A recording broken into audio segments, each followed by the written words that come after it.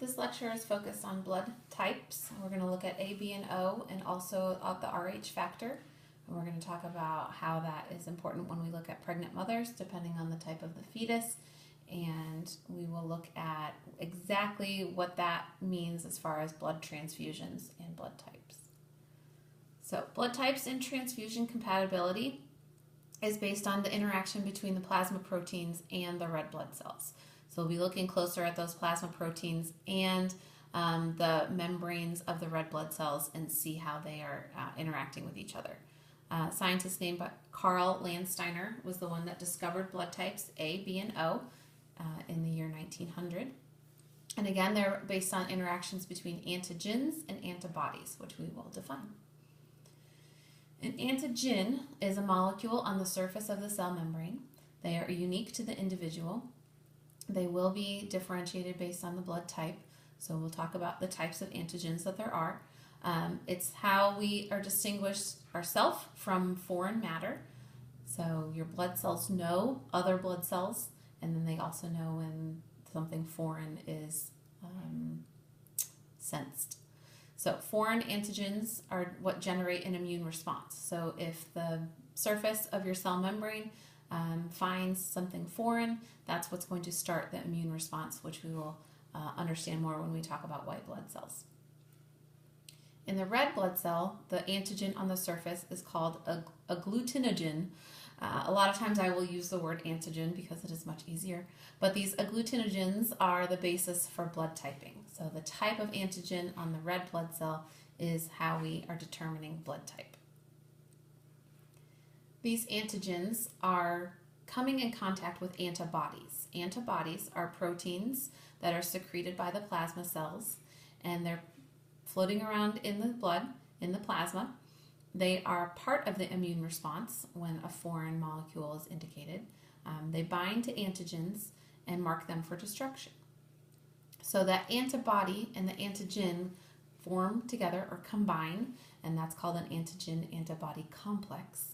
Again, in red blood cells, it has a different name. A red blood cell antibody is called agglutinin. And when we have a transfusion of a foreign blood type, that is where this antibody-antigen complex is what happens. Agglutination is the antibody molecule that binds to the antigen.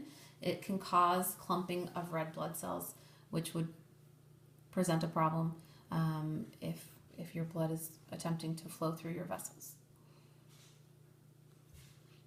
Okay, so we have in red blood cells antigen A and antigen B.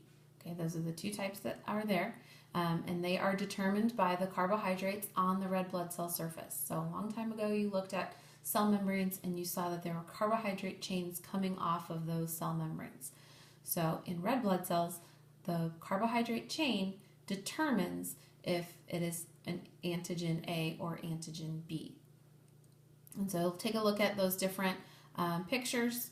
They don't look very different if you ask me. We're just talking about the difference in one sugar, different type of sugar of that carbohydrate when you're comparing type A and type B. Type O also doesn't have that carbohydrate coming off or that sugar coming off where you see it in type A and type B. And then if you look at type A, they have both anti-A and anti-B. I'm so sorry. Antigen A and antigen B. All of these words start sounding very similar after a little bit, so make sure you have the difference between antigen and antibody. So what's shown on the right is your antigens, okay? Then antibodies are in the plasma, and they are in two types as well, anti-A and anti-B. So your blood type, we call it ABO blood type because those are the three antigens that could possibly be, or those are the three alleles if you're going back to genetics. But there's three different alleles. And so our blood types that we have, there's actually four, and that could be a combination, presence or absence of antigens. So blood type A A person with that type has A antigens. On all of their red blood cells, they just have that A antigen. And again, you can go back and peek at what that looks like. Okay, people with type B blood only have B antigens on the outside of their blood cells, whereas someone with type AB blood has both A and B antigens. Again, I'm going to flip back, and so if you look, that person on that type AB blood cell has both A and B antigens on the outside. And a person that is blood type O has neither antigen. They don't have any. Now there is still a carbohydrate chain, but if you notice, it didn't resemble the A or B antigen. If we're talking about most common as far as blood type, we would be looking at type O, and the rarest is type AB. This is an image showing when you are using a serum to look at your blood type. I'm not sure if you all are doing this in the lab or not, but this is how blood type is determined. So let's talk about those antibodies. They're called anti-A and anti-B, and that has to do with the antigens that they are going to connect with and determine as foreign. So they appear 2 to 8 months after birth. You have the maximum concentration, or you have all of them by 10 years old. And they are found in the plasma. You do not form antibodies against your own antigens. So if you are type A, that means you have A antigens. You will not have antibodies A. You will not have anti-A antibodies, I should say it that way. Whatever type of antigen you have on your cells, you will not form antibodies against that type. Okay, this shows what the red blood cell looks like, and then the antibody binding to the antigen. And as you can see, more than one blood cell can be kind of clumped together because of these antibodies combining with the antigen. So each antibody can attach to more than one antigen, and so that's why you saw that little clumping occur. And this happens if there is a mismatched transfusion reaction. So that clumping makes the red blood cells block small blood vessels.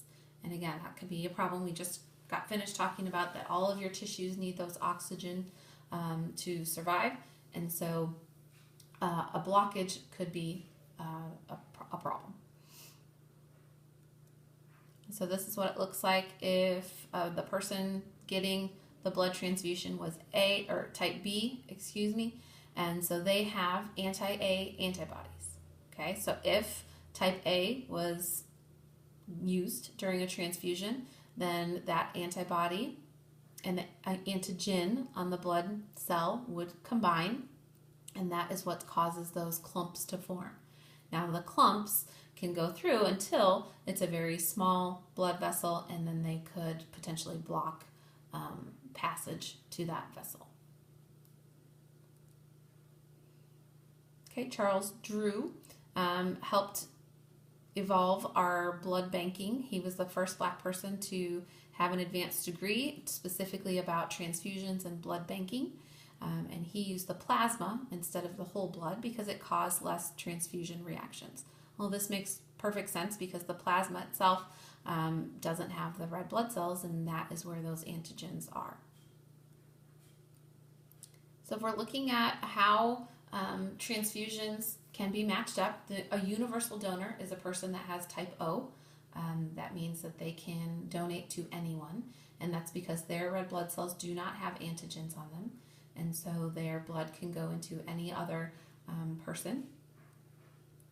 Whereas a universal recipient would be a person that has type AB blood. That is the rarest blood type, but they have both A and B antigens on their blood cells, and so their plasma doesn't have any antibodies.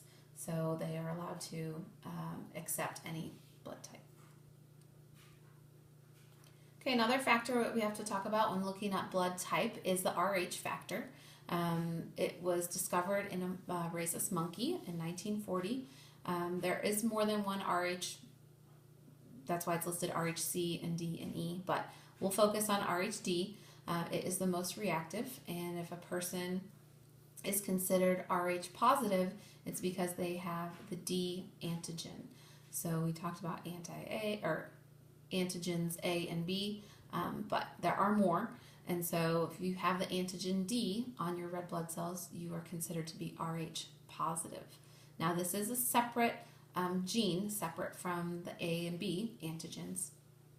And if someone has anti-D antibodies, then they would be considered Rh negative. So they form when Rh negative individuals are exposed to Rh positive blood. This can happen in pregnancy, specifically if a negative woman has a fetus that is Rh positive, or if they were given a transfusion of positive blood. During the first transfusion of pregnancy, there's not any problems. But the problem comes when the negative mother has formed antibodies from the first pregnancy and then is pregnant with a second positive child. So those anti-D antibodies can cross the placenta and potentially attack the blood cells of the fetus.